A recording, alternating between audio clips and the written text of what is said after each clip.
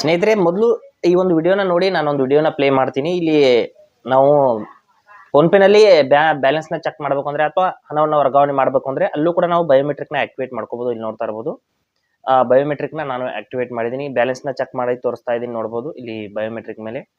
ಈ ರೀತಿ ನೀವು ಪಿನ್ ಹಾಕುವಂತ ಅವಶ್ಯಕತೆ ಇರೋದಿಲ್ಲ. ನೀವು ಪಿನ್ ಹಾಕದೆ ನೀವು ಬಯೋಮೆಟ್ರಿಕ್ ಮೇಲೆ ಚೆಕ್ ಮಾಡೋದ್ರಿಂದ ಏನಾಗುತ್ತೆ ಅಂದ್ರೆ ನಿಮ್ಮ ಪಕ್ಕದಲ್ಲಿ ಯಾರೇ ಇದ್ರೂ ಕೂಡ ನಿಮ್ಮ ಪಿನ್ ಏನಿದೆ ಅಂತ ಅವರಿಗೆ ಗೊತ್ತಾಗೋದಿಲ್ಲ. ಇದು ತುಂಬಾನೇ ಬೆನಿಫಿಷಿಯಲ್.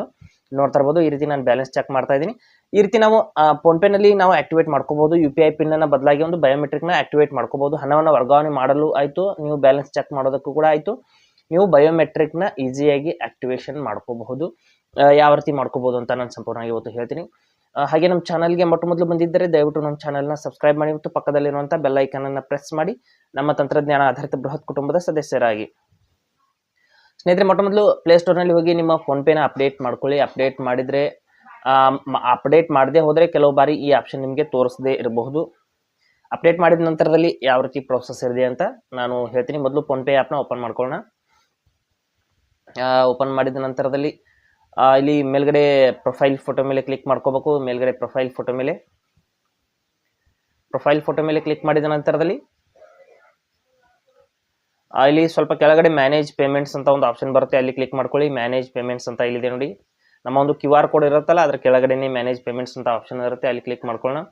ಮಾಡಿದ ನಂತರದಲ್ಲಿ ನೋಡ್ತಾ ಇರ್ಬೋದು ಬಯೋಮೆಟ್ರಿಕ್ ಪೇ ಅಂತ ಹೊಸ ಆಪ್ಷನ್ ಬಂದಿದೆ. ಇದು ನಿಮಗೆ ತೋರಿಸ್ತಾ ಇಲ್ಲ ಅಂದ್ರೆ ನೀವು ಅಪ್ಡೇಟ್ ಮಾಡ್ಕೋಬೇಕು, ಇಲ್ಲಾಂದ್ರೆ ತೋರಿಸುತ್ತೆ, ನೋ ಪ್ರಾಬ್ಲಮ್. ಇಲ್ಲಿ ಬಯೋಮೆಟ್ರಿಕ್ ಪೇ ಮೇಲೆ ಕ್ಲಿಕ್ ಮಾಡಿದ ನಂತರದಲ್ಲಿ ಇಲ್ಲಿ ನೋಡ್ತಾ ಇರ್ಬೋದು ನೀವು ಲಿಂಕ್ ಮಾಡಿರುವಂತಹ ಎಲ್ಲ ಬ್ಯಾಂಕ್ ಅಕೌಂಟ್ಗಳು ಇಲ್ಲಿ ತೋರಿಸುತ್ತೆ. ಅದರಲ್ಲಿ ಬಯೋಮೆಟ್ರಿಕ್ ನ ಒಂದು ಆಪ್ಷನ್ ಯಾವ ಒಂದು ಬ್ಯಾಂಕ್ ಅಲ್ಲಿ ಅವೈಲೇಬಲ್ ಇದೆ ಅವುಗಳು ಇಲ್ಲಿ ಆಕ್ಟಿವೇಟ್ ಅಂತ ಆಪ್ಷನ್ ಬಂದಿರುತ್ತೆ.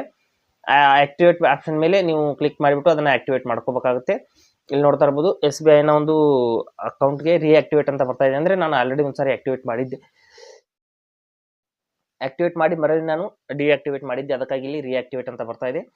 ನಿಮ್ಗೆ ಆಕ್ಟಿವೇಟ್ ಅಂತ ಈ ರೀತಿ ಬರುತ್ತೆ. ಆಕ್ಟಿವೇಟ್ ಮೇಲೆ ಕ್ಲಿಕ್ ಮಾಡಿಬಿಟ್ಟು ಈ ರೀತಿ ನೀವು ಆಕ್ಟಿವೇಟ್ ಮೇಲೆ ಕ್ಲಿಕ್ ಮಾಡಿದ ತಕ್ಷಣದಲ್ಲಿ ಇಲ್ಲಿ ಅಗ್ರಿ ಅಂಡ್ ಆಕ್ಟಿವೇಟ್ ಅಂತ ಆಪ್ಷನ್ ಬರುತ್ತೆ, ಅಲ್ಲಿ ಕ್ಲಿಕ್ ಮಾಡ್ಕೊಳ್ಳಿ. ನಂತರದಲ್ಲಿ ನಿಮ್ಮ ಒಂದು ಬಯೋಮೆಟ್ರಿಕ್ ನ ಇಲ್ಲಿ ಕೊಡಬೇಕಾಗುತ್ತೆ. ನಿಮ್ಮ ಸ್ಕ್ರೀನ್ ಮೇಲೆ ಇರ್ಬೋದು ಅಥವಾ ಬ್ಯಾಕ್ ಸೈಡ್ ಇರ್ಬೋದು, ನಿಮ್ಮ ಒಂದು ಏನು ಫಿಂಗರ್ ಪ್ರಿಂಟ್ ಇರುತ್ತೆ ಅದ್ರ ಮೇಲೆ ನೀವು ನಿಮ್ಮ ಬೆರಳನ್ನ ಹಾಕಿಬಿಟ್ಟು ಅದಕ್ಕೆ ನೀವು ಓಕೆ ಕೊಡಬೇಕು.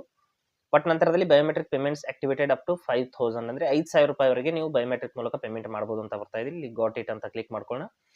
ಮಾಡಿದ ನಂತರದಲ್ಲಿ ಏನಾಗುತ್ತೆ ಅಂದ್ರೆ ಇಲ್ಲಿ ನೋಡ್ತಾ ಇರ್ಬೋದು ನಾನು SBI ಅಕೌಂಟ್ಗೆ ನಾನು ಬಯೋಮೆಟ್ರಿಕ್ ನ ಆಕ್ಟಿವೇಟ್ ಮಾಡಿದ್ದೀನಿ.